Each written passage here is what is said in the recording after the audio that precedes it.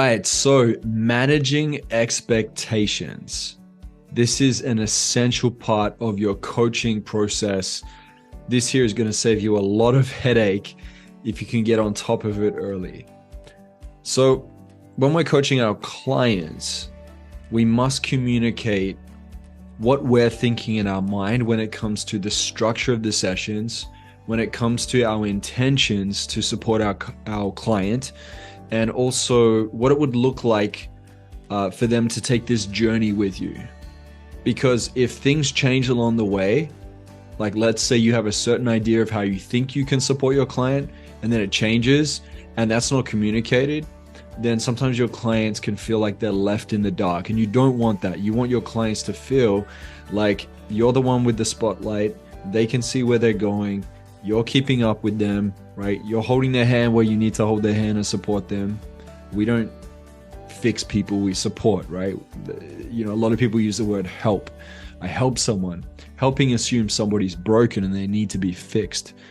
What I believe in is supporting others, right? They already have it within them, but their pace may be different to you, okay? So it's almost better sometimes to not go big and hard and fast, but to check in with your clients to see, you know, what are they looking at achieving? And then as you track and you measure and you check in, you want to make sure that they're able to take that one step at a time along the way. And you want them to be able to reflect back to you where they're at, right? So setting clear goals is going to help you a lot, okay? If you can set clear goals, you can communicate those clear goals with your clients. You want to also be honest and realistic about the process. You don't want your client thinking that they can achieve 20 different things that are next level that they've never been able to do in the space of 1 or 2 sessions, right? You want to be realistic about it, because otherwise it's going to come back on you, and they're also going to start getting disheartened. So it's almost better sometimes to chunk it down and just focus on some progress. Sometimes I know in the past, I felt like I want to be able to do 3 or 4 exercises and tools or frameworks with the client, but the truth is that would have overwhelmed them. So instead, I focus on 1 or 2. And sometimes you can give some work for them to do in between the next session. So a little bit of homework, if you want to call it that, or just processing or integration work. And this means that you're not trying to cram everything into one session. You can always communicate whether you believe that there needs to be some more sessions on the back end. If they originally agreed to 3 sessions or 6 sessions, and you feel like they can achieve the things they set out to achieve initially and what they said they would like to achieve, and it would need to be in 7 or 8 sessions, then you would communicate that, right? So you want to manage expectations.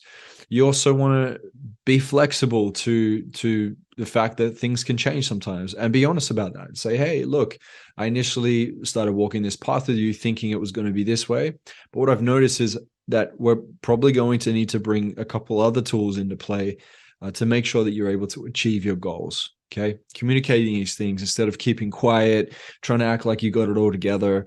You know, as a coach, we don't always have all the answers. As a matter of fact, it's very rare that you feel like you have all the answers with a client if you're doing more than, you know, a session or 2. Like you've got to be open to the fact that things can change. Okay. And the key to really manage expectations is if there's any concerns or challenges that you may have with a client, maybe they're not showing up, maybe they keep repeating patterns, maybe they're not listening, you've got to voice this earlier, because if you don't, it could end up blowing up later down the track, and then they'll turn on you and say that you weren't supporting them, right? This can happen. I'm not saying everybody does that, but it can happen. So addressing concerns and challenges, emphasizing the process so they know that this is a journey. It's not just a overnight thing. Be prepared to be flexible, communicate regularly, be honest and realistic. And again, setting those clear goals. Okay. So this is how you manage expectations. And I'm teaching you all of these things so that you can enjoy the coaching process, right? If you can get these things in play, and it's all a practice, nobody is perfect. There is no perfect coach.